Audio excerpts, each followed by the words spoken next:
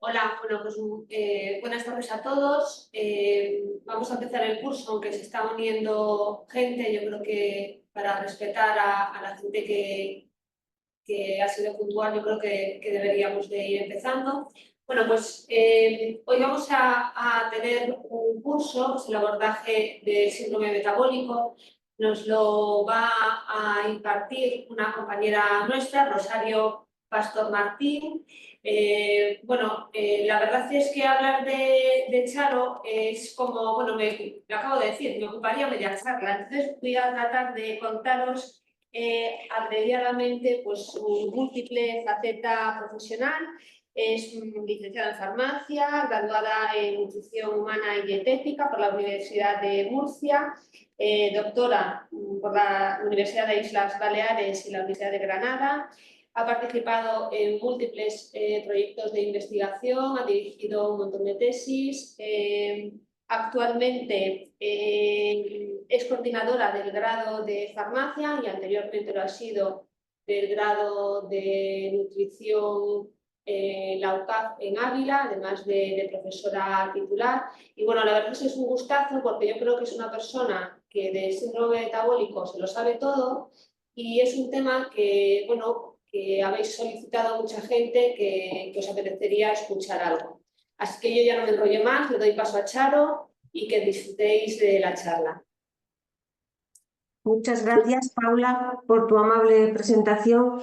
En primer lugar, dar las gracias al Colegio Oficial de Farmacéuticos de La Coruña por haberme invitado para compartir con vosotros esta jornada de formación y en especial a su vocal de alimentación, Paula, con la que llevo trabajando mano a mano muchos años en la vocalía, en la UCAF, que ha estado con nosotros cursando el grado y, en fin, bueno, pues que ya nos conocemos hace muchos años.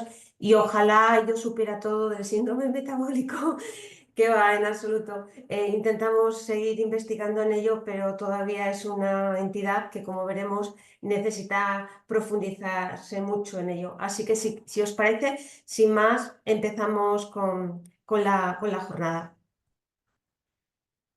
Bien, pues lo que sí sabemos desde hace tiempo ya es que determinadas condiciones, determinados factores, pues aumentan el riesgo de desarrollar pues, enfermedad cardiovascular aterosclerótica. De estos riesgos, algunos son modificables, como por ejemplo el hábito tabáquico o los hábitos alimentarios, mientras que otros no son modificables, como puede ser pues, la genética del individuo, que condiciona en algunos casos la aparición de estas pues, condiciones que aumentan el riesgo de enfermedad cardiovascular aterosclerótica. Lo que sí resulta también cada vez más evidente es que ciertos riesgos de enfermedad cardiovascular aterosclerótica pues, se agrupan y se presentan juntos. Además, cuando nosotros aplicamos modificaciones en el estilo de vida, cambios en hábitos alimentarios, actividad física, abandono de hábito tabáquico y consumo de alcohol, lo que nos encontramos es que no solo mejora un factor de riesgo cardiovascular, sino que mejoran varios factores juntos, con lo que al final disminuye globalmente el riesgo de enfermedad cardiovascular aterosclerótica. Por lo tanto, cuando se vio que hay determinados factores de riesgo que están compartidos y que además, como veremos un poquito más adelante, comparten determinadas características fisiopatológicas, pues surgió el concepto que hoy vamos a trabajar, que es el concepto de síndrome metabólico. Cuando surgió este concepto de síndrome metabólico, se plantearon muchas definiciones, se intentó definir este síndrome y al final parece que la más aceptada fue la definición que en 2009 hizo la Federación Internacional de Diabetes, la asociación, fue una definición integrada de varias sociedades científicas que tenéis ahí, pues la Asociación América del Corazón, la Federación Internacional de Diabetes y el Instituto Nacional para el Pulmón, el Corazón y la Sangre. En fin, esa definición de 2009 se sigue hoy aceptando como la más, parece que es la más idónea, porque armoniza definiciones anteriores. ¿qué dicen estas sociedades científicas o qué dice la definición de consenso que se dio en 2009 sobre síndrome metabólico? Pues se define síndrome metabólico cuando se agrupan 3 o más de estos factores que tenéis en la diapositiva: obesidad central, hipertrigliceridemia, hiperglucemia, colesterol asociado a lipoproteínas de alta densidad bajo e hipertensión arterial. ¿Cuáles serían los puntos de corte que manejamos para estos factores de riesgo que agrupados conforman lo que denominamos síndrome metabólico? Pues en esta diapositiva podéis ver pues, los puntos de corte que se están utilizando hoy día para los determinados factores de riesgo que conforman el síndrome metabólico, siempre entendiendo que diagnosticaremos síndrome metabólico cuando se agrupen 3 o más de estos factores de riesgo. En cuanto a los triglicéridos, el punto de corte que se está manejando son 150 miligramos por decilitro. En cuanto a colesterol HDL, se diferencia por sexo, menos de 40 en hombres, menos de 50 en mujeres. Y en cuanto a la circunferencia de la cintura, estos valores de corte varían dependiendo pues, de países, continentes. En el caso de europeos y de la raza caucásica, pues se maneja 2 puntos de corte. Por una parte, los que plantea la Federación Internacional de Diabetes, que son más de 94, igual o más de 94 centímetros para hombres, y más o igual de 80 centímetros para las mujeres. Y el que plantea la Organización Mundial de la Salud, que varía dependiendo de cuánto de incrementado esté el riesgo cardiovascular. Para riesgos cardiovasculares altos, 94-80, hombres, mujeres respectivamente, y cuando está más alto, o sea, determinamos que está más alto el riesgo cardiovascular cuando las hombres pasan de 102 y las mujeres de 88. En definitiva, determinamos que existe obesidad central y, por tanto, un riesgo incrementado de salud cardiovascular en estos valores que maneja la IDF y en estos valores que maneja la Organización Mundial de la Salud. De tal manera que en sujetos con circunferencia de cintura por encima de 102 y por encima de 88 las mujeres, hablaríamos de obesidad central y aumento importante del riesgo cardiovascular. Eso unido a otros factores de riesgo, como los triglicéridos con sus puntos de corte, la hipertensión arterial sistólica más o igual de 130 y diastólica más o igual de 85 y elevación de la glucosa en sangre por encima o igual de 100 miligramos por decilitro. Una vez que diagnosticamos 3 o más de estos factores de riesgo, podremos diagnosticar síndrome metabólico. Sin embargo, como veremos más adelante, no nos vale 3 o más factores. Veremos que se ha visto que hay factores que son fundamentales para el diagnóstico del síndrome metabólico, y estos son la obesidad central y la resistencia a la insulina.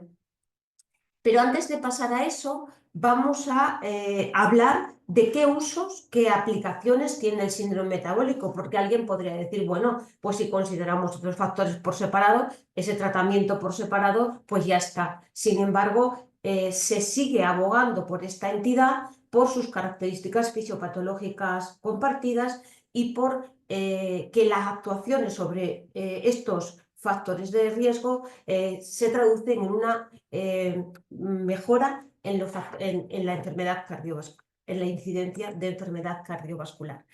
Bien, pues ¿para qué tiene su utilidad este síndrome? Es verdad que el síndrome metabólico, como también veremos más adelante, incluso se sigue discutiendo si realmente tiene la entidad de síndrome, etcétera, etcétera. Pero sí que parece claro que tiene una serie de aplicaciones y ya se le ha concedido el código diagnóstico que tenéis en la diapositiva.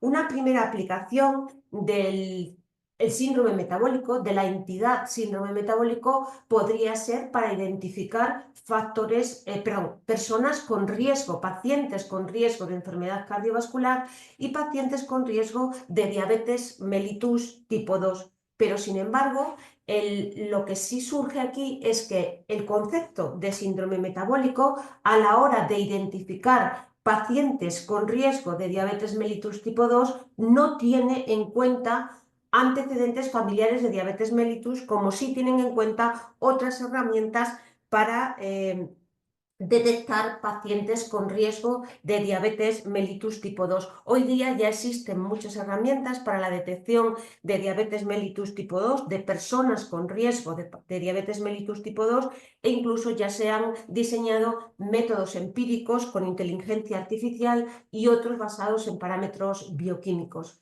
En cuanto a la identificación de pacientes con riesgo de enfermedad cardiovascular, es verdad que la entidad, el síndrome metabólico, en su definición no tiene en cuenta factores como la edad, el género, el tabaquismo. Es verdad que en cuanto al género sí que establece puntos de cortes diferentes según si es hombre o mujer, pero no tiene en cuenta esa influencia a la hora del riesgo de enfermedad cardiovascular. Tabaquismo, colesterol unido a lipoproteínas de baja densidad, colesterol total, etcétera, como si tienen en cuenta otras herramientas de detección de riesgo cardiovascular, como la famosa herramienta de Framingham.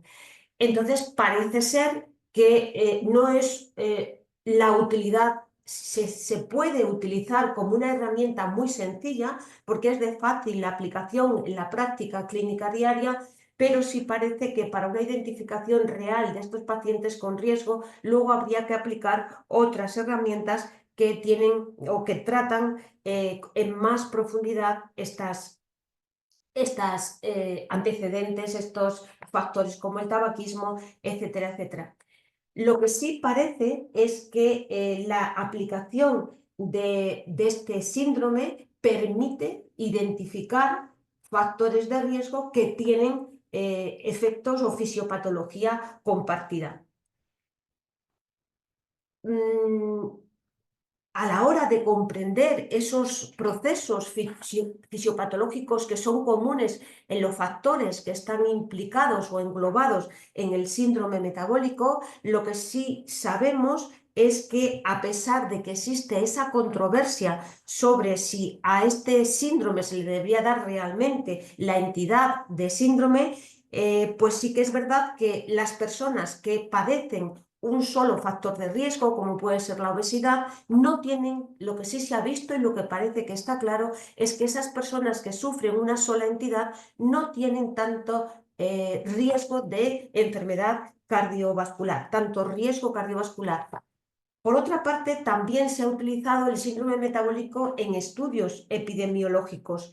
Se han realizado muchos estudios epidemiológicos sobre el síndrome metabólico. Esto nos puede permitir desarrollar un tratamiento global para el síndrome metabólico, que, como veremos más adelante, hoy día el tratamiento global del síndrome metabólico no existe un tratamiento global. Lo que sí existen es, lo que sí está muy definido son el tratamiento de cada entidad que engloba al síndrome metabólico, pero se siguen haciendo esos estudios pues epidemiológicos que nos permitan el desarrollo de un tratamiento que se centre en esas pues alteraciones fisiológicas que están interrelacionadas entre los diferentes factores que engloban el síndrome metabólico.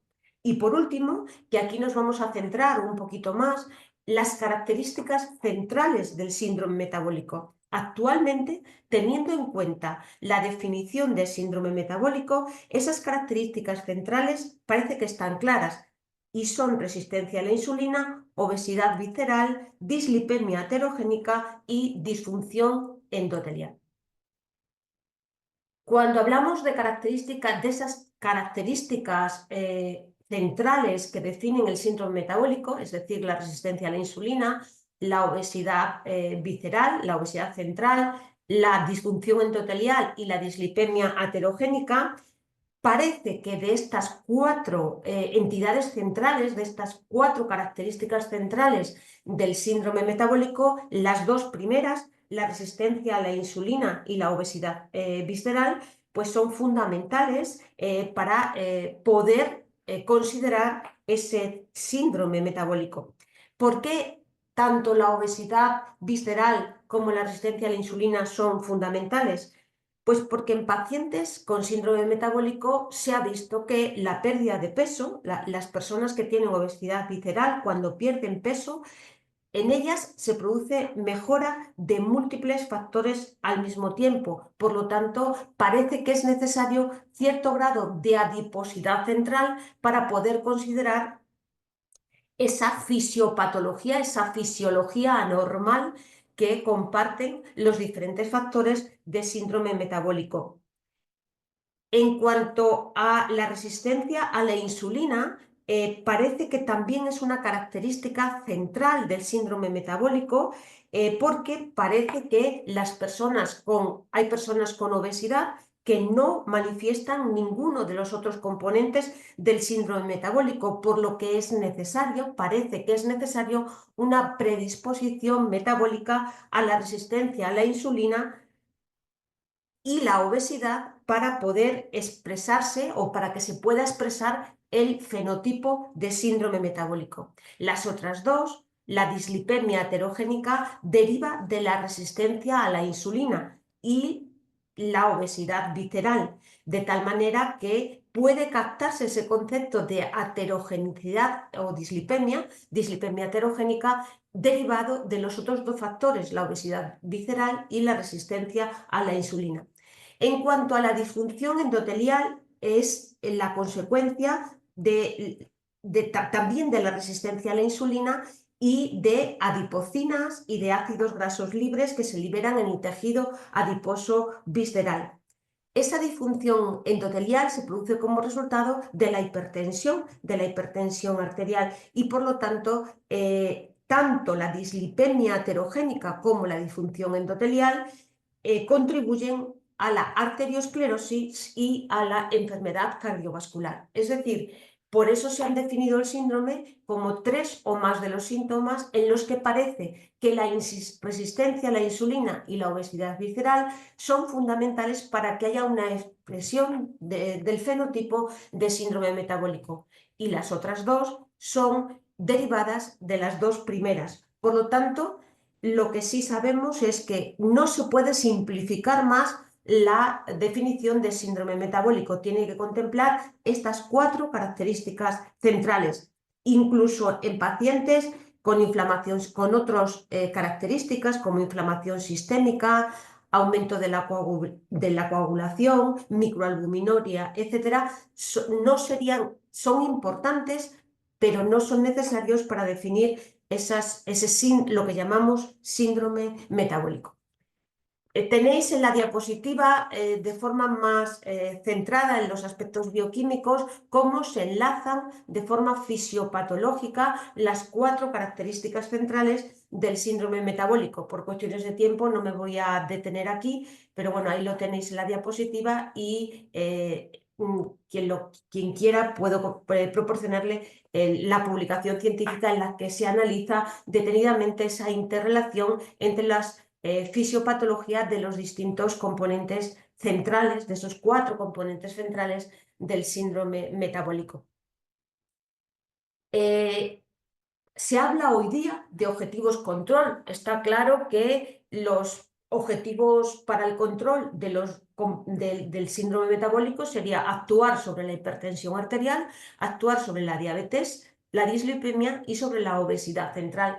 Tenéis en la diapositiva los objetivos control para los diferentes componentes del síndrome metabólico. En el caso de la hipertensión arterial, se hace una diferenciación entre una recomendación general como primer objetivo, una sistólica inferior a 140, una diastólica de 90, mientras que como objetivo 2, como objetivo a cumplir después del objetivo 1, bajar de 130 en sistólica y 80 en diastólica. Hoy día también se hace una diferenciación en función de pacientes adultos mayores, entre 60 y 80 años, en pacientes de más de 80 años o frágiles y en pacientes con enfermedad renal crónica.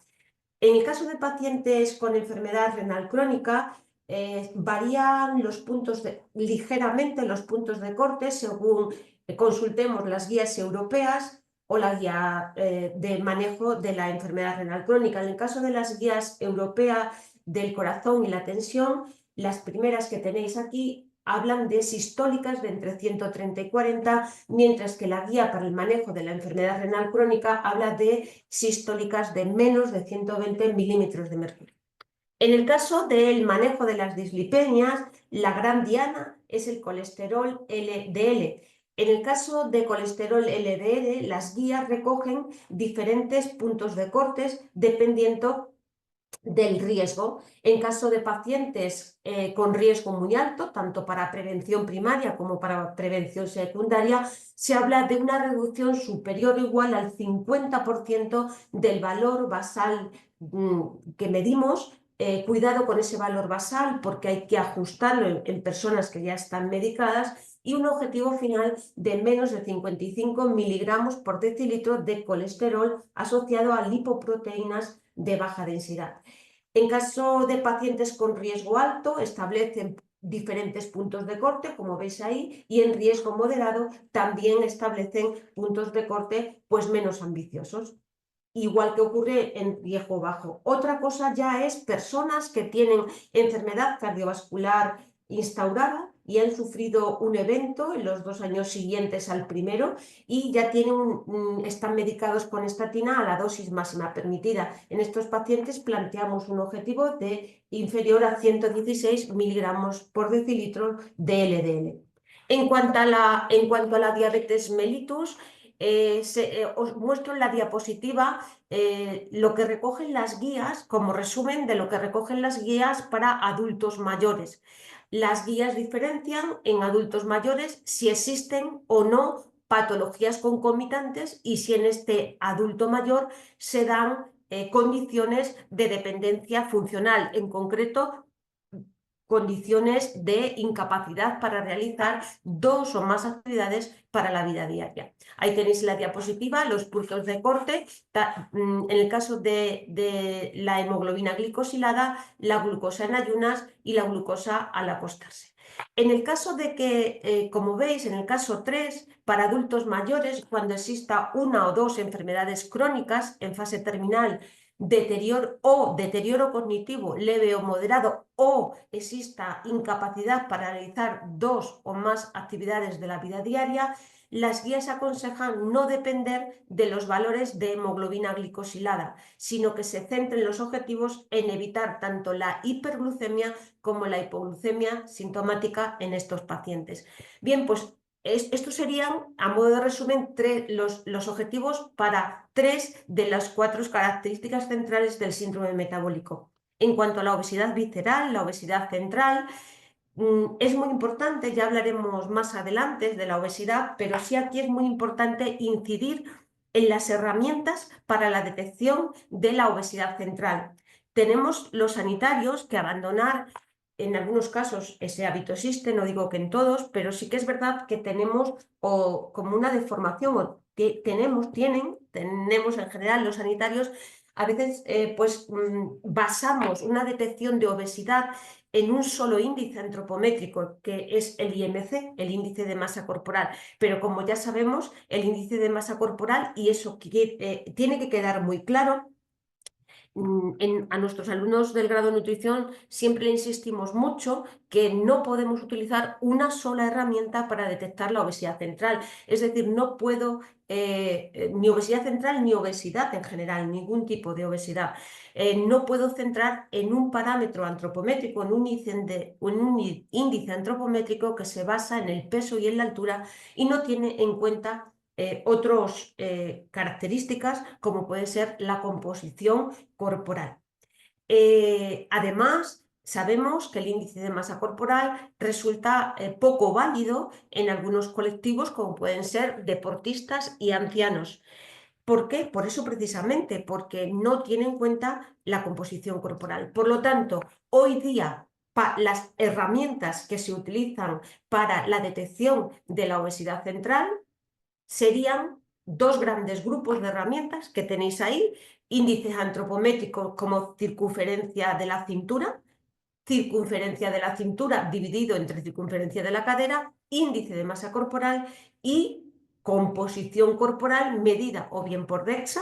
DEXA es verdad que es una herramienta carísima, ¿verdad? Y no podemos tenerlo pues ni en nuestra oficina de farmacia, ni en nuestra consulta dietética, ni en pequeñas clínicas. Hay pocos de esas, se están utilizando en institutos de investigación y en algunos hospitales, pero sí tenemos a nuestro alcance la bioimpedancia, que parece que sí, pues me da medidas bastante fiables de composición corporal. ¿Qué objetivos para estos índices debo perseguir? Pues los puntos de corte. Cuando superamos los puntos de corte, que ya hemos hablado de circunferencia de cintura anteriormente, que varía en población europea, pues podemos empezar a detectar esa obesidad central. Pero además de estas dos grandes herramientas, índice antropométrico y composición corporal, tengo que basar mi diagnóstico de obesidad en antecedentes personales, antecedentes familiares, bioquímicas, analíticas de sangre, encuestas dietéticas, etcétera, etcétera.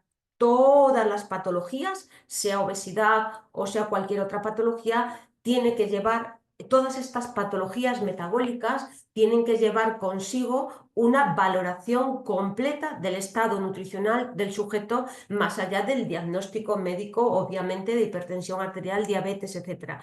Pero cuando pretendemos afrontar un tratamiento dietético-nutricional, que como veremos es uno de los enfoques de tratamiento de estos factores de riesgo, pues tenemos que tener en cuenta el hacer al sujeto una valoración completa del estado nutricional, y es muy importante insistir en esto.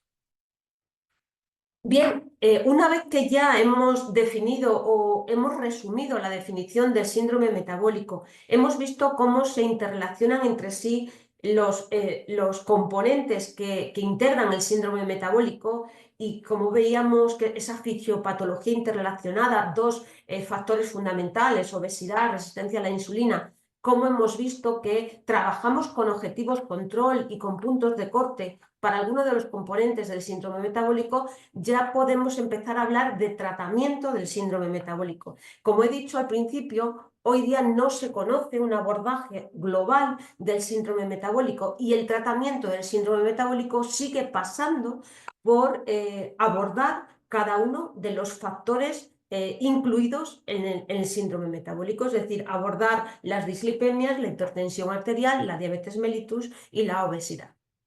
De tal manera que lo que sí tenemos claro es que el abordaje de los componentes del síndrome metabólico debe ser un abordaje multidisciplinar.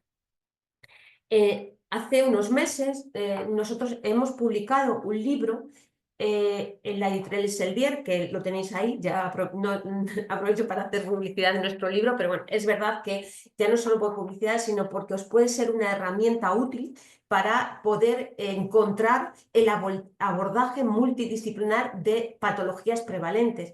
Es verdad que en este libro abordamos otras patologías, muchas, que no son solo el síndrome metabólico, pero dedicamos 2 capítulos a ese abordaje multidisciplinar de los factores de riesgo cardiovascular y las enfermedades cardiovasculares. ¿Por qué? Porque esto ya está firmemente establecido.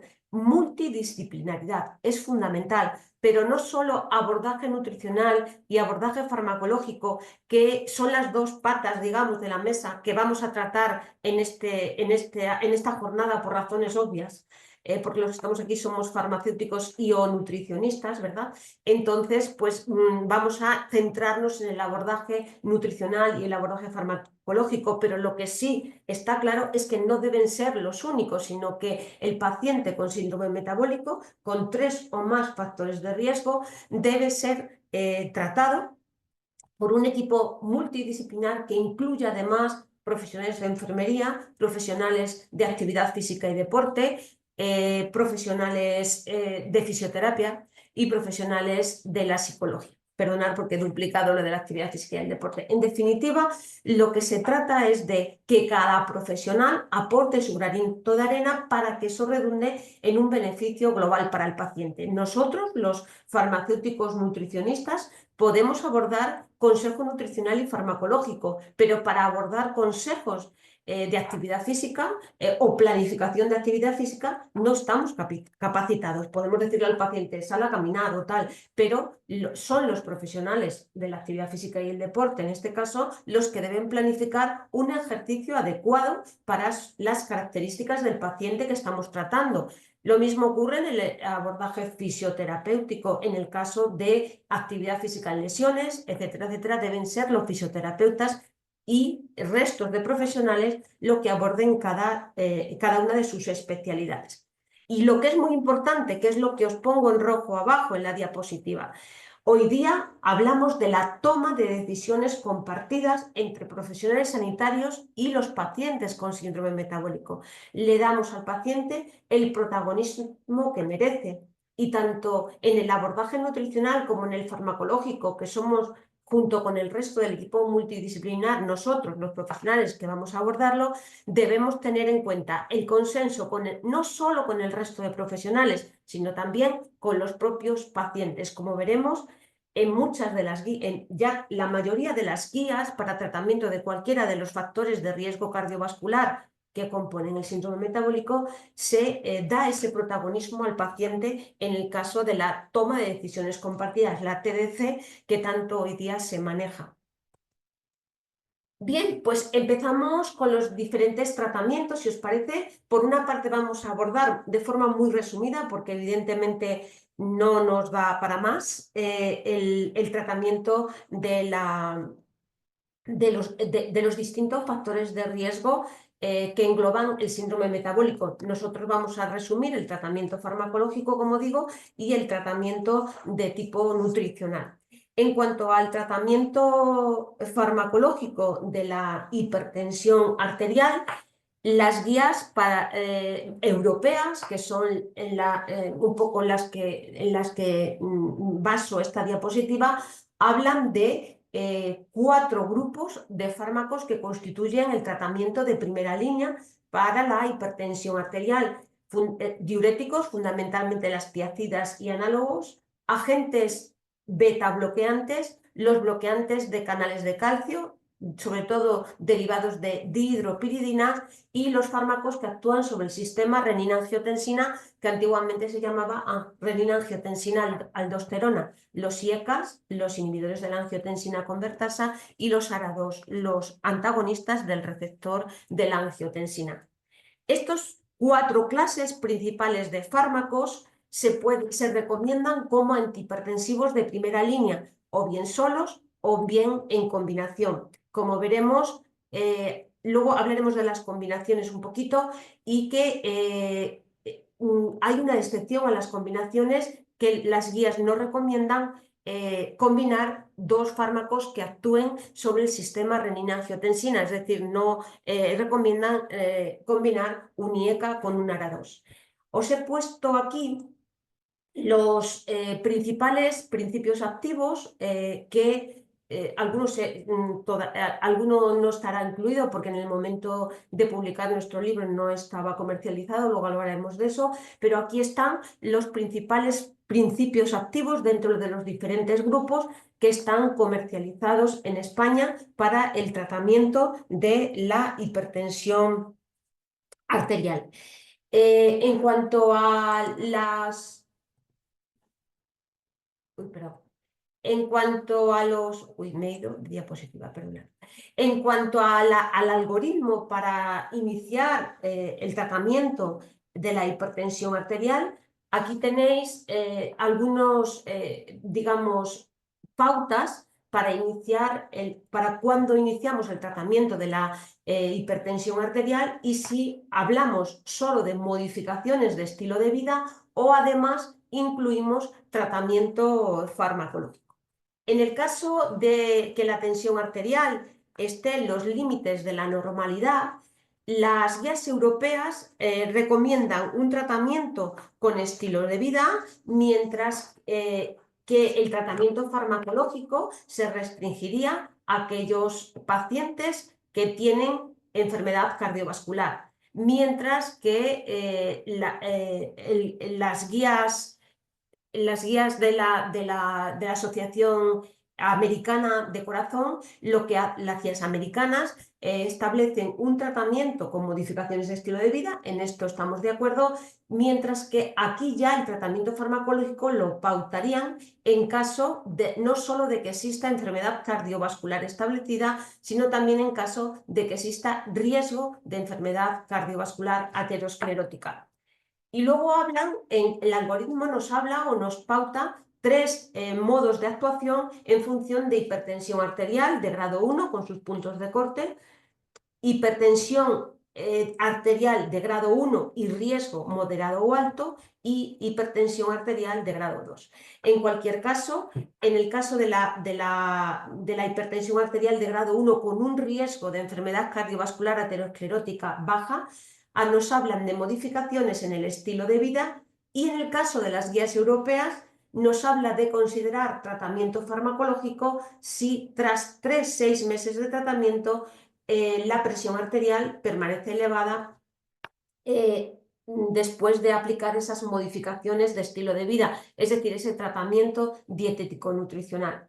Mientras que las guías americanas en pacientes de este grupo hablan de modificaciones de estilo de vida y ya incluir tratamiento farmacológico.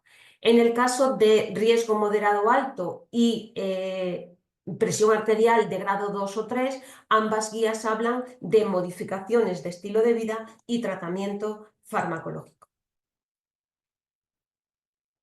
Os muestro también en la diapositiva, aparte de esas pautas que muestro en la diapositiva anterior, un algoritmo que se ha publicado para tipos de fármacos, digamos, con qué grupos de medicamentos nos movemos dependiendo del paciente con hipertensión arterial con el que estamos trabajando. Si es una hipertensión arterial no complicada, veis que la terapia inicial pues se basaría en IECAS o ARA2, es decir, fármacos que actúan sobre el sistema renina-angiotensina, bloqueantes de canales de calcio o tiazidas. Pero nos dice que se puede considerar como terapia inicial en pacientes que tengan más de 80 años o en pacientes frágiles la monoterapia. Como paso 2 ya combina 3 tipos de fármaco, es decir, ya no solamente IECAS más bloqueantes de canales de calcio, sino también tiazidas y análogos, y en el paso 3 ya combina 3 tipos de fármacos y un diurético ahorrador de potasio como la espironolactona.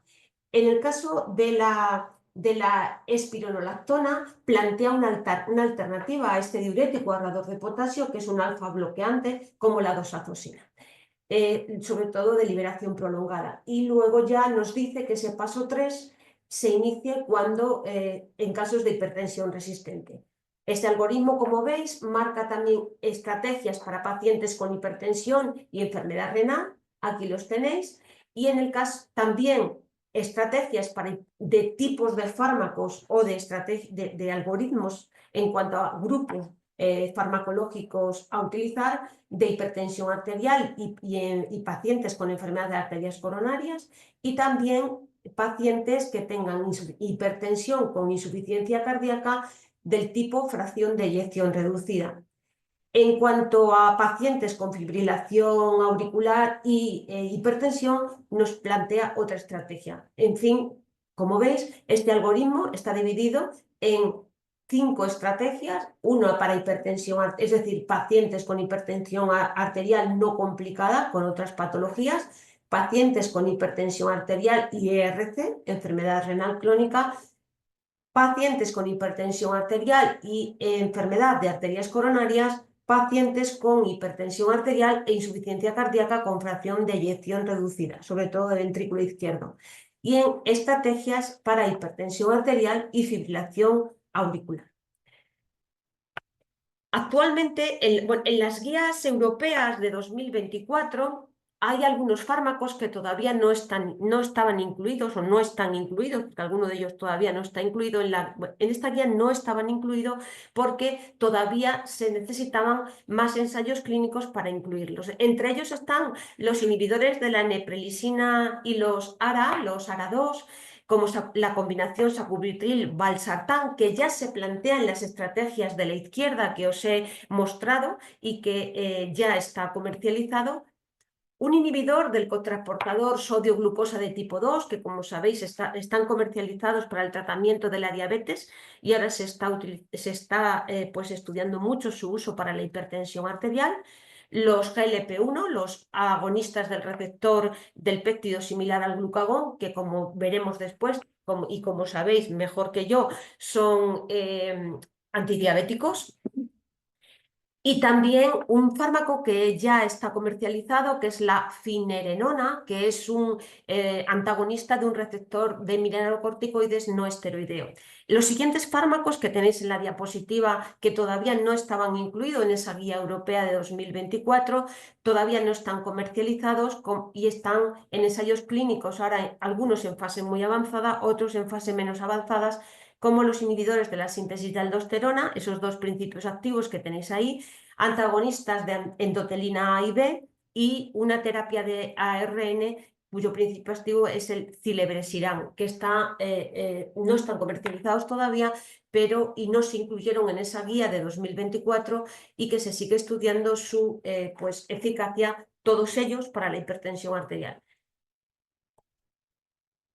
En cuanto al abordaje nutricional de la hipertensión arterial, pues es un tratamiento como muy consolidado. El tratamiento nutricional, dietético nutricional de la hipertensión arterial está muy consolidado y tiene pues unos mensajes claros. Más allá de los patrones dietéticos que utilicemos, que ahora veremos, hay unos mensajes como muy estabilizados que tenemos que dar al paciente y que todos tenemos muy claro. El primero, reducir el consumo de sodio y saber traducir a nuestro paciente el sodio a sal, ¿verdad? Simplemente y enseñarle a nuestro paciente a convertir el sodio en sal y la sal en sodio. El sodio dietético se aconseja que se reduzca a 2 gramos al día o menos, que es aproximadamente 5 gramos de sal, una cucharadita de las pequeñas, y cuidado porque en estos 5 gramos de sal no se incluyen solo la sal añadida, sino que en estos 5 gramos de sal iría incluida la sal que contienen los alimentos. Cuando nuestro paciente nos pregunta ¿y qué sal contienen los alimentos? Pues simplemente le enseñaremos a leer etiquetas y a considerar esos alimentos que son más ricos en sodio como embutidos y compañía. Para el paciente con hipertensión arterial, todos tenemos muy claro que desde el punto de vista de diseñar una dieta, un tratamiento dietético nutricional, tenemos que diseñar una dieta hiposódica. Os he puesto aquí ejemplos de contenidos en dieta hiposódica, es decir, hay distintos estadios o distintos niveles de sodio en una dieta hiposódica. Está la dieta sin sal añadida, una dieta hiposódica más estricta que se llama menos estricta, que se llama una dieta hiposódica, no todavía muy estricta, ¿verdad? Entre 40 y 90 miliequivalentes de sodio al día.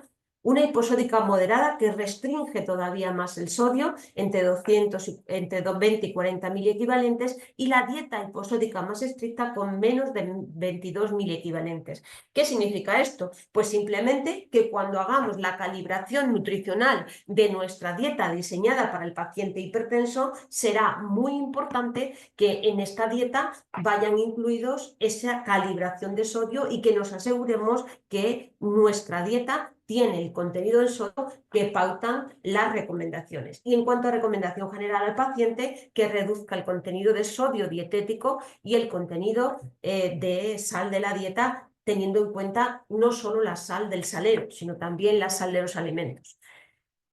Parece claro, hay otro consejo que también parece claro para el paciente hipertenso, que es aumentar el consumo de potasio.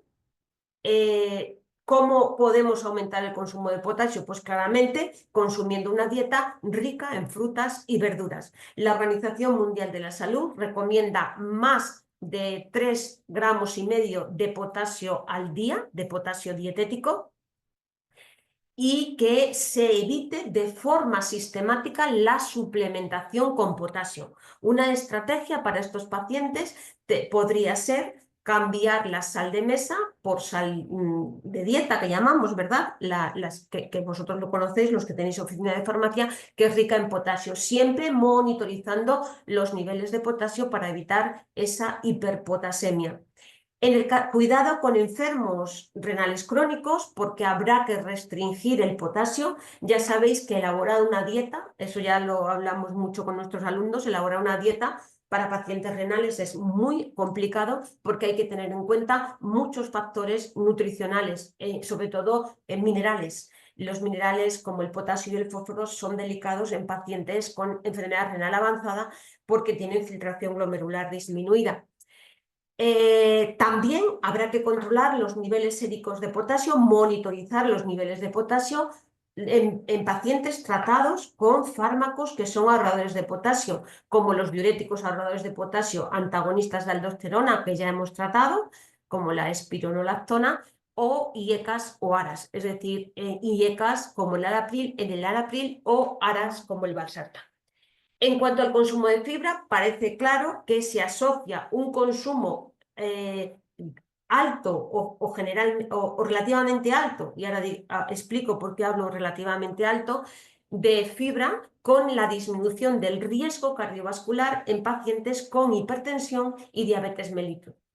Aquí tenemos que parar y reflexionar en cuanto a que dieta rica en fibra sí, pero cuidado con no superar determinadas cantidades de fibra en una dieta de un paciente, de cualquier paciente, ya no solo con esta patología, por las molestias gastrointestinales que pueda suponer ese aporte alto de fibra. Además, muy importante, tenemos que hacer una valoración basal de la fibra previa que consume el paciente antes de comenzar con el tratamiento.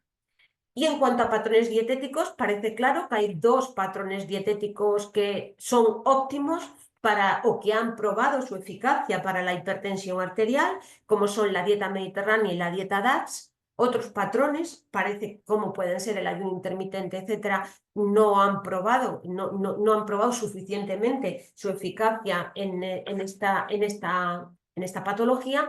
Y os pongo aquí, os he hipervinculado pues para que tengáis información, para que conozcáis la web de la dieta DAS, donde da muchísima información sobre esta dieta. Es una dieta muy parecida a la dieta mediterránea, baja en sodio y basada en vegetales y frutas. Y la dieta mediterránea que todos conocemos y que muchos trabajamos mucho, valga la redundancia, que es la dieta mediterránea, que ha probado pues, suficientemente, sobre todo en los dos grandes estudios, el Predimed y el Predimed Plus, ha probado suficientemente su eficacia en factores de riesgo cardiovascular. Si seguimos con los diferentes factores de riesgo cardiovascular, ahora podríamos hablar de la diabetes. En cuanto al abordaje, Paula, no sé cómo voy de tiempo, si ves que me paso lo que sea, me avisas, ¿vale? No, vas bien, Charo. Sí. Bien, vale, pues me avisáis porque me falta un poquito. Bien, pues en cuanto a la diabetes mellitus, pues podemos hablar un poquito también de forma resumida del abordaje farmacológico de la diabetes mellitus. No me meto en insulinas, ¿vale? Porque nos llevaría un tiempo del que no disponemos, y de forma muy resumida aquí tenéis los principios activos que hoy día están comercializados para el tratamiento de la diabetes mellitus. En 2025, ya en 2025, que acabamos de empezar, la ADA, la Asociación Americana de Diabetes, nos ha sacado las guías para el manejo de la diabetes mellitus, y también en la Sociedad Española de Medicina Familiar también ha sacado un algoritmo que ahora, si os parece, podemos ver. Este es el algoritmo que ha sacado, el que tenéis en pantalla, es el algoritmo que ha sacado la Asociación Americana de Diabetes. En este algoritmo, la parte que veis a la izquierda, en el lado izquierdo, lo que hace es priorizar consejos para mitigar las complicaciones de la diabetes y los efectos en el órgano diana, mientras que en la parte derecha se centra en abordar los objetivos para el control de peso y para el control de glucosa. Si hablamos un poquito de forma lo más resumida que pueda de la parte izquierda de la diapositiva, en esta parte lo que nos dice, en esta parte de la izquierda que veis, en estas dos primeras flechas de la izquierda, lo que nos dice de modo resumido es que en adultos con diabetes mellitus tipo 2 y riesgo alto o establecido de enfermedad cardiovascular, el plan debe incluir aquellos medicamentos que han probado beneficios sobre la salud cardiovascular, y entre ellos cita los agonistas del receptor del glucagón 1, los GLP-1, y los agonistas los inhibidores, perdón, del cotransportador sodio-glucosa, porque nos dice que estos dos grupos de medicamentos pues han probado resultados en el manejo de la glucemia y en la reducción integral del riesgo cardiovascular. En este caso, en esta flecha que veis aquí, se centra en los pacientes que tienen diabetes mellitus tipo 2 e insuficiencia cardíaca, tanto con fracción de eyección que se mantiene o fracción de eyección reducida. En este caso, recomienda utilizar un inhibidor del cotransportador sodio-glucosa de tipo 2 para el control de la glucemia, y además reconoce una prevención con estos fármacos del riesgo o del número o disminución del número de hospitalizaciones en pacientes con insuficiencia cardíaca. Y aquí en este tercer bloque de la izquierda se centra en pacientes con diabetes tipo 2 y enfermedad renal crónica. Nos dice que aquellos pacientes con una tasa de filtración glomerular entre 20 y 60 o que presentan albuminuria deben utilizarse o bien un inhibidor del cotransportador sodio-glucosa o un agonista, un GLP-1. De tal manera que estos medicamentos han probado suficientemente el control de la glucemia y la progresión, y además ofrecen beneficios sobre la progresión de la enfermedad renal crónica. Nos llama la atención sí, se ve pequeña, vale, pues voy a intentar a ver si la puedo. Bueno, ahora me he pasado. Vale. Es que no puedo hacerla. Si queréis, lo voy diseñando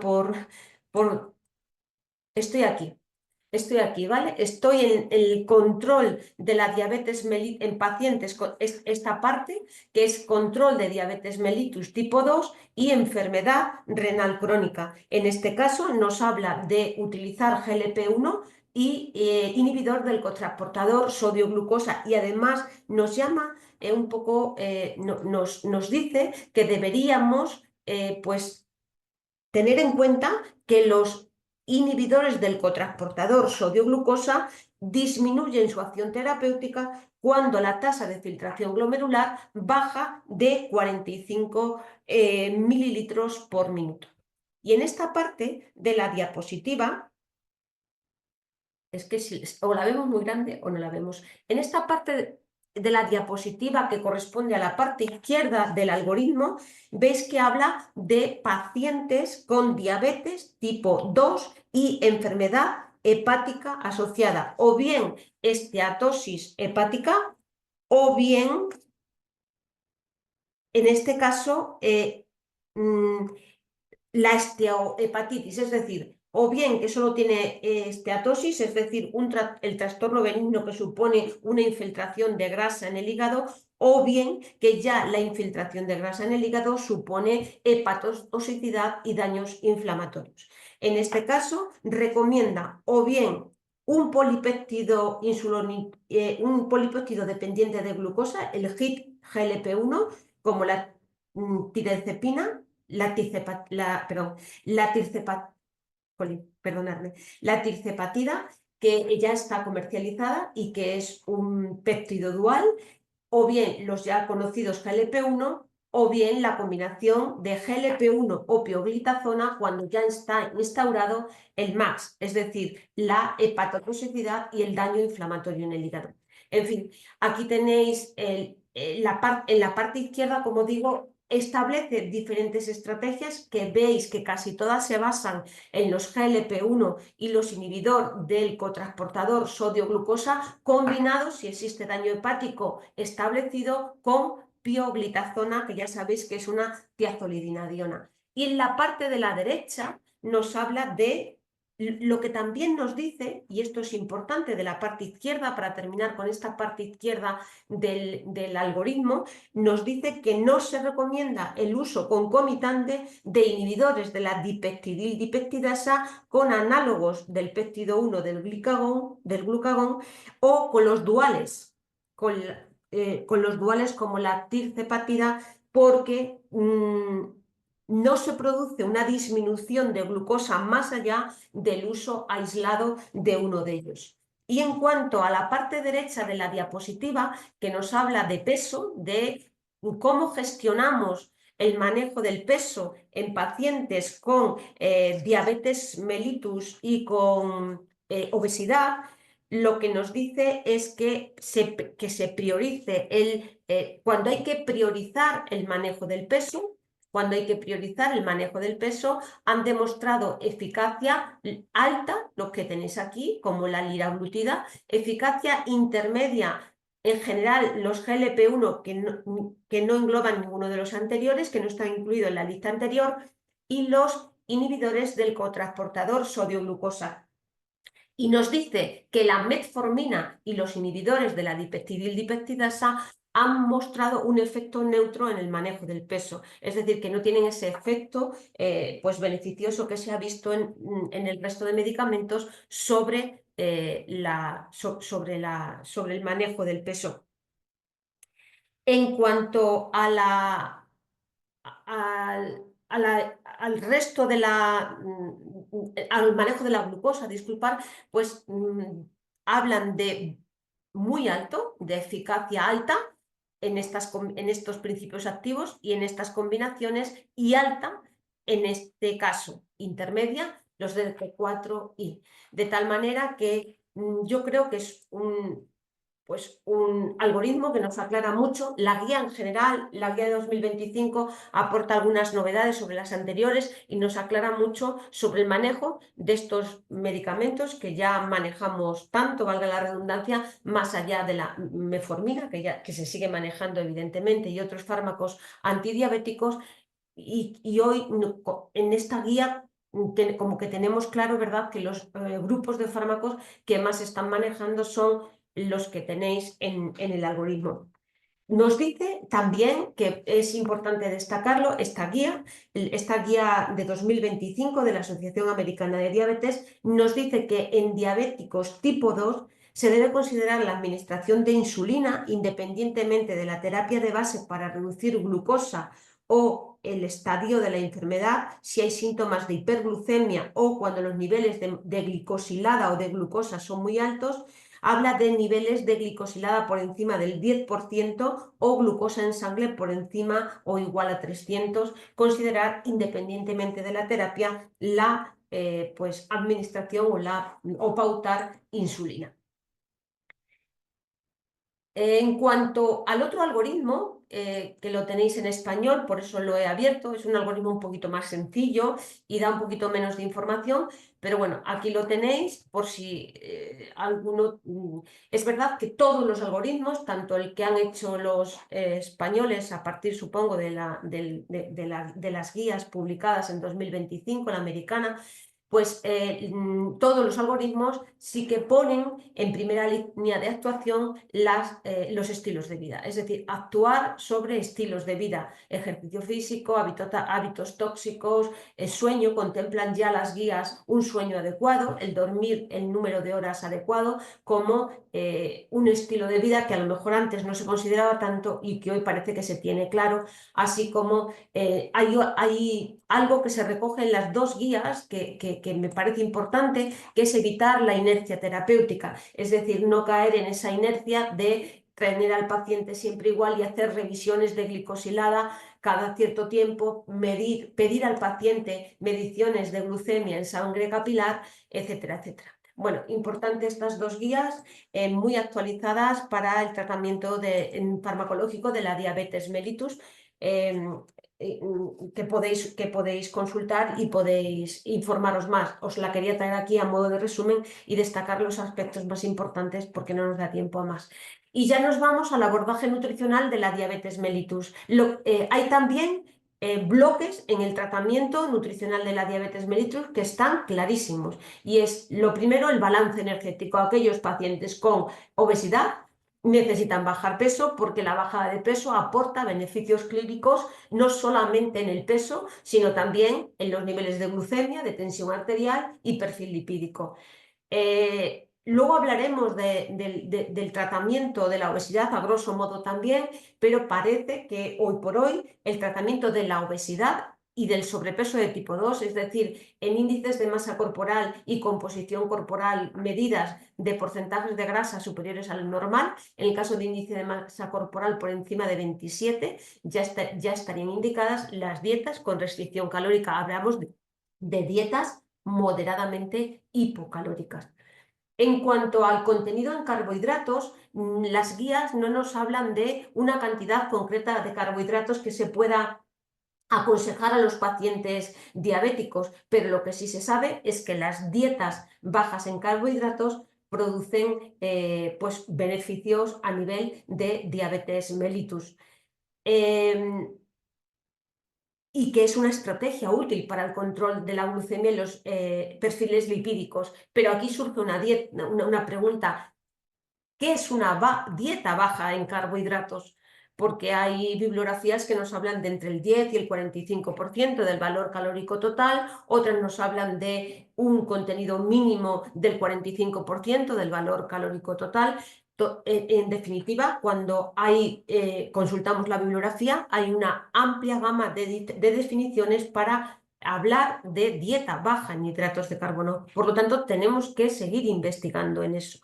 Yo a mis alumnos, cuando le doy una fórmula dietética para pacientes con diabetes mellitus, le hablo de un contenido en carbohidratos de entre el 45 y el 55% sobre el valor calórico total, porque parece que esos porcentajes están funcionando bien en este tipo de pacientes. Cuidado con los inhibidores del cotransportador sodio-glucosa, de los que hemos hablado antes, porque como efecto secundario ya sabéis que puede haber riesgo de cetoacidosis. Importante vigilar a los pacientes por si aparece este efecto secundario. Y estas dietas están contraindicadas en algunos... estas dietas bajas en carbohidratos hay que tener cuidado pues, en algunos pacientes como niños, lactantes, trastornos de la conducta alimentaria, etcétera, etcétera. No obstante, una dieta con un porcentaje de carbohidratos que no supere el 55%, que no es una dieta baja en carbohidratos, es una dieta con un aporte normal de carbohidratos, que está funcionando bien en pacientes con diabetes mellitus que no tengan otras contraindicaciones. En cuanto a la cantidad de proteínas, pues tampoco tenemos una cantidad específica de proteínas que nos diga la bibliografía para poner a pacientes con diabetes mellitus, pero lo que sí sabemos es que los niveles de proteínas tienen que oscilar entre el 15 y el 20% del valor calórico total. Pero, sin embargo, en pacientes, la historia viene en pacientes con enfermedad renal diabética. Ahí la pregunta es, ¿ajustamos muy por debajo el contenido proteico más allá de lo normal, o sea, más por debajo de lo normal? Parece ser que los pacientes con enfermedad renal crónica deben tratar de mantener una ingesta de 0,8 gramos de proteína por kilogramo de peso y día. En algunos casos concretos tendremos que bajar de esos gramos de proteína, pero parece ser que la evidencia científica nos habla de esos gramos, de intentar mantener esos gramos de proteína y que esos gramos de proteína no reducen más la tasa de filtración glomerular. En el caso si nos movemos entre 1 y 1,5, entre el 15 y el 20%, no hay evidencia de que esa cantidad de proteínas vaya a mejorar la diabetes mellitus, pero tenemos que asegurar un aporte de proteínas en pacientes con diabetes mellitus. Entre un 15 y un 20 está funcionando bien, excepto en caso de enfermos renales en los que ya tenemos que manejar cantidades de proteína por debajo de estos valores. En personas con diabetes mellitus de tipo 2, la proteína no parece que tenga efecto sobre la glucemia, pero lo que sí parece es que estimula la insulina, que aumenta la respuesta a la insulina. Por lo tanto, cuando pretendemos tratar la hipoglucemia en pacientes diabéticos, no podríamos utilizar alimentos que tengan carbohidratos juntos con proteínas como leche o nueces. Tendríamos que utilizar para tratar la hipoglucemia alimentos que contengan fundamentalmente glúcidos. En cuanto a las grasas, tampoco hay datos concretos en cuanto a la cantidad de grasa total, pero lo que sí parece y lo que se hace mucha incidencia es, como ya sabéis, en la calidad de las grasas, en el perfil lipídico. Las guías recomiendan una ingesta adecuada de ácidos grasos monoinsaturados y poliinsaturados, sobre todo omega 3, pero no apoya la suplementación sistemática con ácidos grasos omega 3 en pacientes con diabetes mellitus. Algunos tipos de alimentos enriquecidos en estanoles o esteroles parece ser que están funcionando para personas que tienen diabetes mellitus y además asociada dislipemia. Y en cuanto a los micronutrientes, está claro que no está recomendado la suplementación con antioxidantes. En pacientes con metformina habrá que monitorizar los niveles de B12 porque parece que dificulta la absorción de B12. Entonces habrá que monitorizar la aparición de esa anemia por deficiencia B12 y cuidado en poblaciones especiales como vegetarianos, dietas muy bajas en calorías, que ahí sí puede ser necesario un multivitamínico.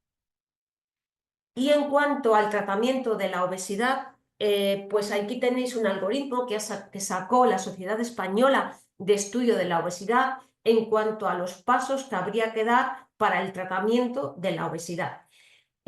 Cuando habla de tratamiento médico-nutricional, yo ahí especificaría tratamiento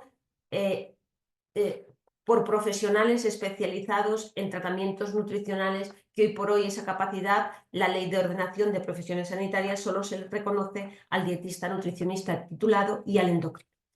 Entonces, pues ahí tenéis las pautas de actividad física, hay que establecer tratamiento nutricional, intervenciones conductuales, es decir, tratamiento multidisciplinar, como hemos visto, y cuando eso no hay suficiente respuesta, cuando después de 3 meses con tratamiento nutricional, actividad física e intervención conductual no es suficiente para obtener resultados, habría que proponer al paciente iniciar un tratamiento farmacológico.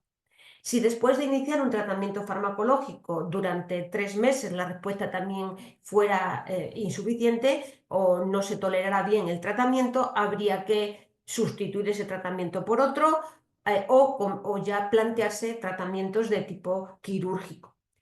En cuanto al tratamiento dietético-nutricional de la obesidad, hemos dicho que para pacientes con índice de masa corporal superior a 27 kilogramos por metro cuadrado y composición corporal en grasa que nos permita estimar puntos de cortes de obesidad y circunferencia de cintura superior a los puntos de corte, este tratamiento dietético-nutricional en un principio debe basarse en dietas moderadamente hipocalóricas, con restricciones moderadas y personalizadas de energía. Es decir, calcularíamos el gasto energético que tiene el paciente, gasto energético total por fórmulas predictivas, y a ese gasto energético total que tiene ese paciente en concreto le descontaríamos o le haríamos una reducción energética.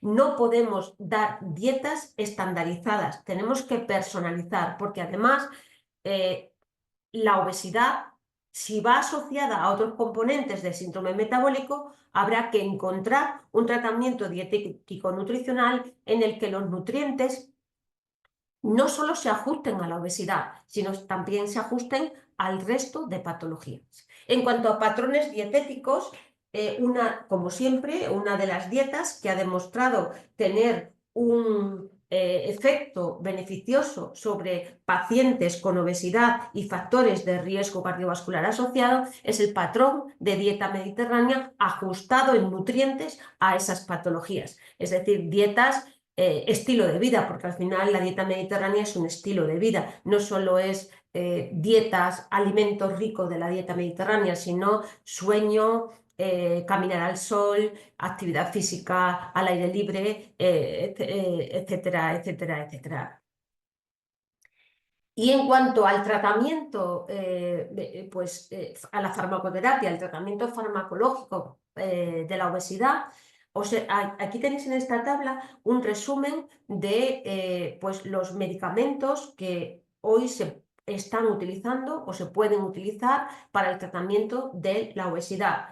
El Orlistat, que ya sabéis que es un inhibidor de la lipasa pancreática y que actúa a nivel intestinal. Liraglutida y semaglutida, que son agonistas del péptido 1 del glucagón, y la tirzepatida, de la que antes hemos hablado, que es un dual, es un GIP GLP-1 y que ya está comercializada. En esta tabla, la semaglutida en este momento, cuando se hizo esta tabla, solo estaba por vía subcutánea, ya sabéis que ya se ofrece por vía oral y tenéis más o menos las dosis recomendadas para el tratamiento de la obesidad de estos 4 principios activos. Su efecto en estudios, el resultado que ha dado en estudios en cuanto a efectos de pérdida de peso, efectos a largo plazo en cuanto a pérdida de peso y también el tanto por ciento de pacientes que logran una pérdida de peso al año superior al 10 o al 15%, y algunas contraindicaciones de estos medicamentos. Cuidado en Orlistat, como sabéis, con la absorción de vitaminas liposolubles. Cuando se pauta Orlistat hay que acompañarlo de vitaminas liposolubles que se van en la grasa que se elimina. Y en el caso de liraglutida, semaglutida y tirzepatida, hoy se me atraviesa la tirzepatida y no hay manera. El caso es que en el caso de los duales, cuidado porque están contraindicados en lo que veis aquí. Sobre todo en pacientes en edad fértil que utilicen anticonceptivos, en lactancia y en embarazo.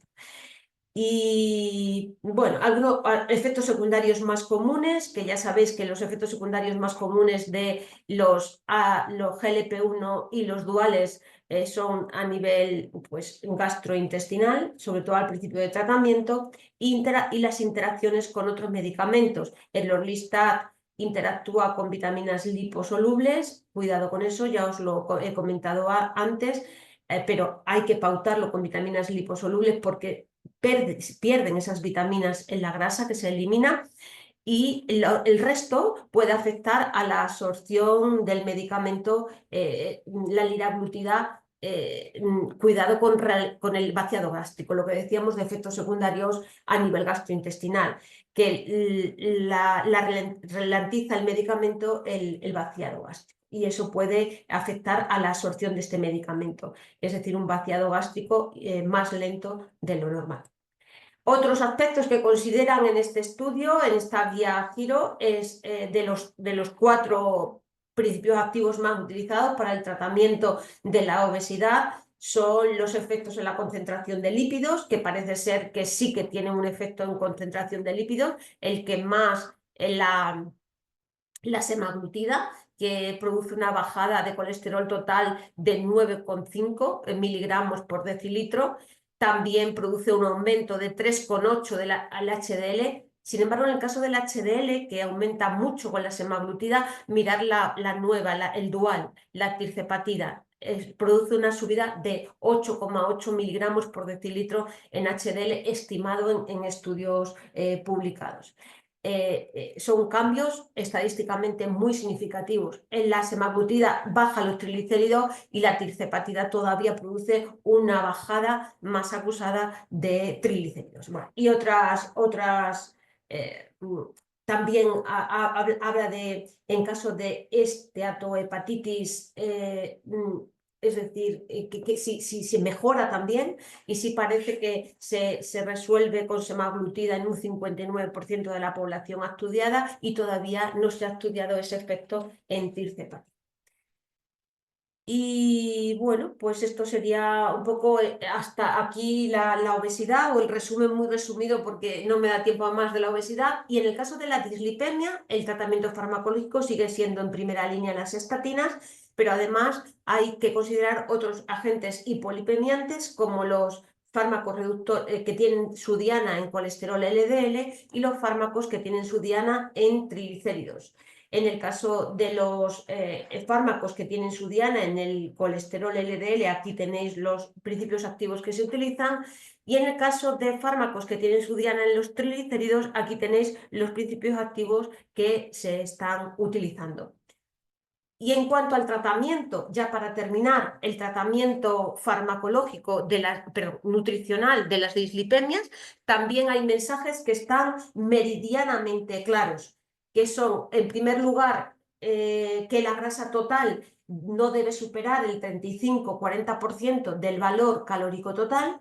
Actualmente en dislipemia estamos trabajando alrededor del 35% y tener muy en cuenta, obvio, las grasas insaturadas, los MUFAs procedentes de aceite de oliva, monoinsaturados oleicos sobre todo procedentes de aceite de oliva, y los poliinsaturados N6 y N3, los N3 EPA y DHA, como ya sabéis. Manejar niveles máximos de colesterol de 300, por debajo de 300, hacer consejos en caso de obesidad de pérdida de peso y actividad física. Ya veis que eso es algo que está presente en todos los factores de riesgo cardiovascular que engloba el síndrome metabólico. Esa pérdida de peso conlleva una mejora en esas anomalías, en esas alteraciones de lípidos y en otros factores de riesgo cardiovascular. Se establece para estos pacientes un déficit calórico moderado de entre 300 y 500 kilocalorías día sobre su gasto energético total calculado con fórmulas predictivas y se aconseja combinar dieta con actividad física. Un consejo general de actividad física que podemos darle y lo que mejor podríamos hacer, que es derivarlo al especialista, que sería la otra pata de la mesa, que le pueda aconsejar más específicamente sobre actividad física. En general se recomienda más de 30 minutos de actividad física al día como recomendación general. En cuanto al contenido en grasa de la dieta, por otra parte, además del porcentaje y el colesterol, cuidado con las grasas trans, que ya sabes que son grasas que derivan de la hidrogenación parcial de aceites vegetales.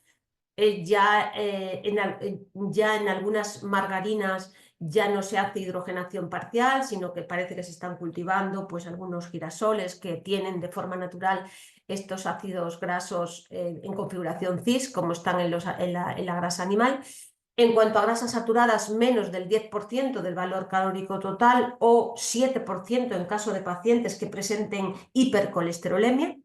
En cuanto a hidratos de carbono, manejamos un contenido de entre 45 y 55% del valor calórico total, de los cuales azúcares deben ser menos del 10%, es decir, los glúcidos simples, monosacáridos y disacáridos, deben proporcionar menos del 10% del valor calórico total. Cuidado con la cantidad de estos azúcares que está presente en los alimentos, que no entra en esta contabilización del 10%. Es decir, la fructosa libre, que es la fructosa que está de modo natural en la manzana, en las frutas, en el resto en general en todas las frutas, pues no entran en este conteo de hidratos de carbono simples que debemos aportar a la dieta. No hay justificación suficiente para recomendar en estos pacientes baja en hidratos de carbono, una dieta baja en hidratos de carbono, y se aconseja una dieta rica en fibra de entre 25 y 40 gramos al día, de los cuales entre 7 y 13 sean fibra soluble. Entonces esto sería un poco un repaso rápido y muy resumido para que tengáis documentación y para que podáis trabajar sobre esto. Sería el punto de partida del trabajo que supone el síndrome metabólico y de toda la información, que hay mucha sobre los distintos componentes de síndrome metabólico. Así que yo por mi parte aquí sería todo. Y ahora, si tenéis alguna pregunta, pues y os la puedo resolver, pues estoy a vuestra disposición.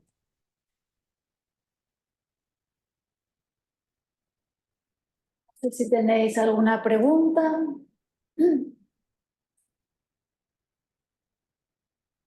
Bueno, yo comentar una cosa que me resultó muy curiosa cuando hablabas de los tratamientos en las hipoglucemias, que no Sí. se debe de dar la proteína junto con los hidratos de carbono porque la proteína estimula la insulina.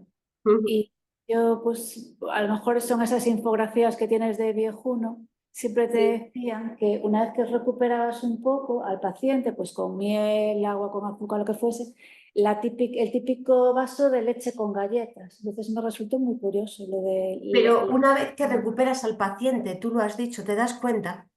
Sí, sí, sí. Primero tratas al paciente de la hipoglucemia con azúcares sencillos, como tú bien has dicho, miel o fructosa libre, ¿verdad?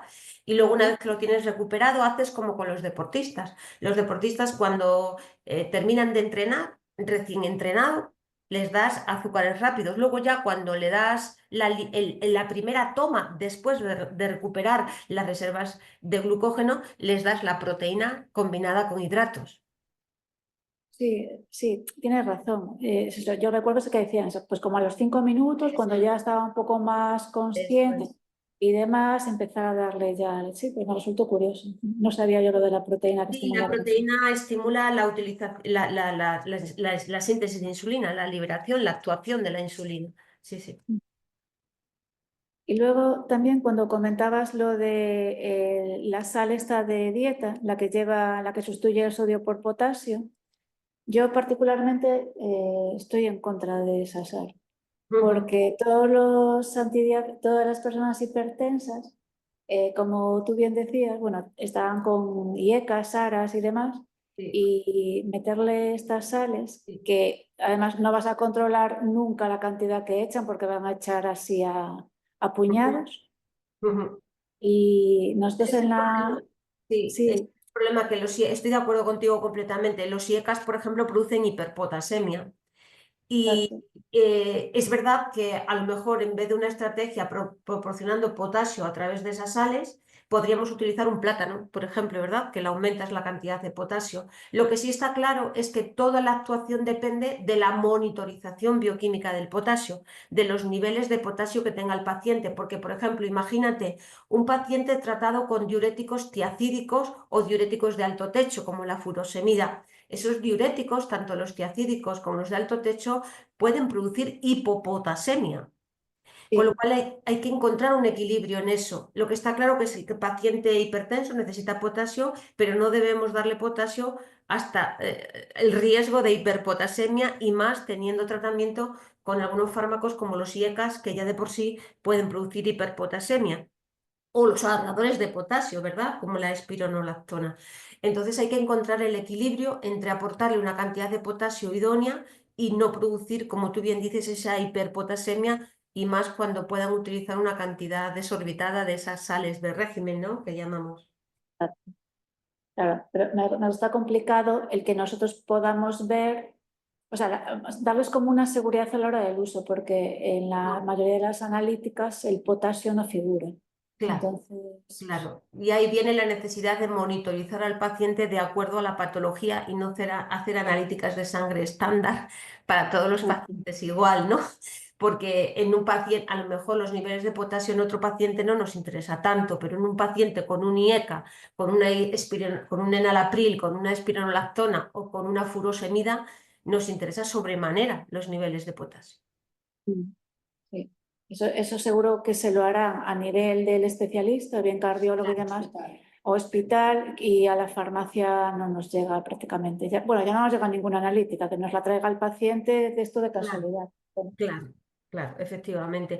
No obstante, evidentemente ahí estamos, ¿no? Los farmacéuticos de oficina de farmacia, pues para detectar síntomas propios de hipopotasemia o hiperpotasemia, ¿no? Al final son desequilibrios hidroelectrolíticos que conllevan sus síntomas y que debemos evitar. Y en estos pacientes cardiovasculares, sobre todo hipertensión arterial, porque muchos de los fármacos influyen en los niveles de potasio, pues es fundamental incluso la dieta, ¿no? Vigilar Sí. la dieta, a ver qué niveles de potasio tiene su dieta, porque como hemos dicho antes, pues por ejemplo una dieta con mucho plátano, pues se puede enriquecer mucho en potasio, ¿no? Ujú. O con muchos vegetales. Y luego ya si además tiene una enfermedad renal asociada, pues ahí ya el problema total. Ahí ya sí que no se nos plantea en absoluto pues dar mucho potasio, al revés, tenemos que bajar el potasio, como quiera que sea. Pues aquí con el tema de los vegetales lo llevamos mal ahora con los carnavales, greros que te crío.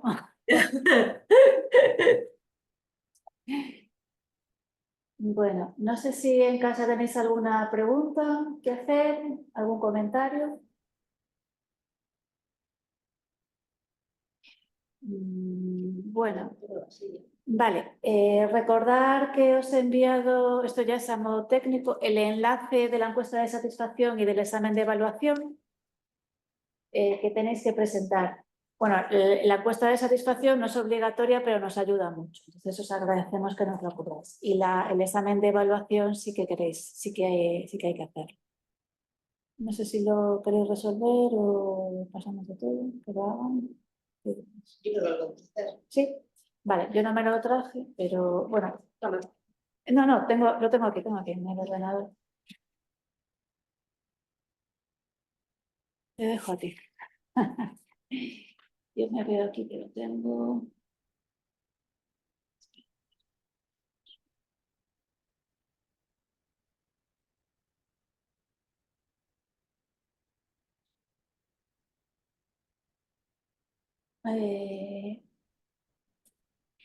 Rosario, no sé si quieres pasar tú el examen, Pues no lo tengo yo aquí conmigo, lo tenéis, bueno, lo tengo en el ordenador, tendría que buscarlo. Yo No os te lo mando, preocupes. ¿verdad? Sí, de hecho lo tenemos. Si quieres vamos pasando las preguntas. O alguna duda que haya. O alguna duda o como queráis. ¿Pero vais a dar la respuesta o lo resuelven ellos en casa o cómo lo hacéis? Paula es muy buena. Yo soy la mala. ¿Por qué lo resuelven? Ahora, Es muy sencillito, ¿eh? No obstante, es que es súper sencillito, con lo cual no creo que tengan ningún problema. Pero bueno, si lo vale. puedo resolver, yo lo puedo buscar en mi ordenador. Vale, lo busco si No queréis. te preocupes, yo tengo las preguntas y las Vale, respuestas. De todas formas, vale. veo una pregunta que nos acaba de hacer aquí una compañera, Beatriz, Sí. que nos dice, buenos días, entonces entiendo que ahora que la gente tome los nuevos fármacos inyectables para la obesidad es una buena idea para el síndrome metabólico. A ver, la verdad que los resultados son prometedores. Estamos en plena investigación, como sabéis, con todos estos semaglutidas y duales, pero lo que sí es verdad que no estamos hablando de personas obesas aisladas, obesidad aislada, estamos hablando de obesidad asociada con factores de riesgo de síndrome metabólico, sobre todo diabetes mellitus. Estos fármacos están dándonos resultados prometedores en cuanto a disminución de riesgo cardiovascular y bajada de peso, pero no la bajada de peso aislada de por sí, sino lo que eso conlleva en estos pacientes, estamos obteniendo resultados prometedores. La verdad es esa.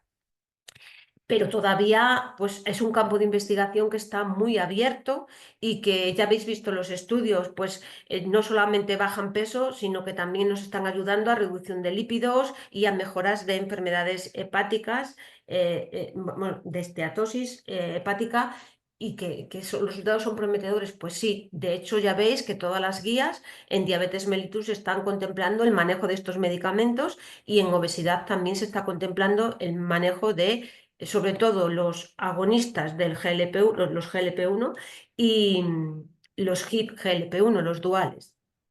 Entonces, los resultados pues están siendo prometedores. Efectos a largo plazo, pues todavía no conocemos porque todavía es pronto y son medicamentos pues dentro de los años que llevan, pero muy novedosos, ¿no? Sobre todo los duales. Pero los duales ya están incluidos en las guías de 2025 de la ADA, como habéis visto. Y, Chalo, en caso de la semaglutida, que a veces nos preguntan si alguna diferencia en eficacia para la bajada de peso y el control metabólico en la forma de, o sea, la toma oral o inyectable, tú, algo que nos puedas comentar, si ves que... La única noticia que yo tengo, que no he investigado mucho sobre ese tema, pero sí la noticia que yo tengo, no sé qué me refiero de los artículos y estudios que circulan, que sí que lo que se ha visto, que supongo que eso también os lo hayan dicho a vosotros los pacientes y vosotros sabéis más que nadie de eso ahora mismo, es que hay mayor incidencia de efectos secundarios en la oral. En cuanto a efectos secundarios gastrointestinales, que los pacientes lo toleran mejor y rechazan más el tratamiento cuando se les da por vía oral que cuando se le da por vía parenteral. Pero los efectos, la diferencia en los efectos en cuanto a bajada de peso en pacientes diabéticos, diabetes mellitus tipo 2 y obesidad, la verdad es que lo desconozco, lo desconozco. Lo puedo mirar y os digo, pero ahora mismo desconozco si hay estudios clínicos, si hay ensayos clínicos terminados. No creo que terminados haya, pero bueno, lo puedo mirar en cuanto a la eficacia de la vía parenteral frente a la vía oral. Sin embargo, sí parece que los pacientes están notificando más rechazo y más efectos secundarios en las vías orales. No sé si a vosotros os está pasando con la semaglutida oral, que en muchos casos yo creo que se está dando como alternativa a la parenteral por el desabastecimiento de algunas dosis de semaglutida subcutánea. Entiendo, ¿eh? Entiendo.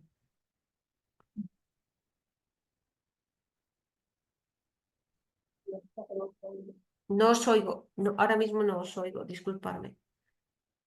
Nada, pues el examen, nada, pues que se lo vayan haciendo en casa porque yo creo que es facilito. Sí, Y es si fácil, sí, es fácil. es muy facilito, sí. Una pregunta sobre estos, la medicación tipo los tipos semaglutida, la tirzepatida y demás. A nivel de los efectos secundarios tipo sarcopenia, quiero decir, nosotros bueno, he visto en varios estudios como efecto adverso, sobre todo en los abandonos del tratamiento, había esta sarcopenia. Entonces, yo entiendo que esto, bueno, primero, lo que hay que hacer es hacer un cambio en la vida, aumento de ejercicio y demás. Pero ¿habéis detectado como más problemas de sarcopenia en estos pacientes con estos tratamientos? En tratamientos te refieres, es que estaba viendo los comentarios de una tal Ana Rodríguez por ahí. Que... Es que Ana es muy mala. Bueno, sí. Bien, perdonadme, es que me he descentrado completamente con eso de qué mala eres, pero bueno, se acepta. No, Ana San Pedro es otra ponente muy buena, además es que es una crack que viene muchas veces a darnos cursos. Por eso la confianza da asco, por eso me dice que mala eres y yo digo qué mala es ella. Ah, que te lo dice a ti, que qué mala eres. Claro, Por... no te lo dice por ti, te lo dice a mí porque yo soy la Ah, mala, tengo que ir a resolver el examen. vale, vale. Perdonad, porque al verle el comentario dije, bueno, a lo mejor es que no le ha gustado la ponente, que No, obviamente no, no, no, no no, seré tan no. buena ponente como ella y tal, pero bueno, ¿Qué va? el caso es que sí, en temas de sarcopenia, es verdad que todavía, ya sabéis que hace poco o hace unos años se hizo un nuevo consenso sobre sarcopenia y una nueva definición de sarcopenia. Y sí que es verdad que todas las guías, gracias Ana, no en absoluto, espero conocerte y poder saludarte.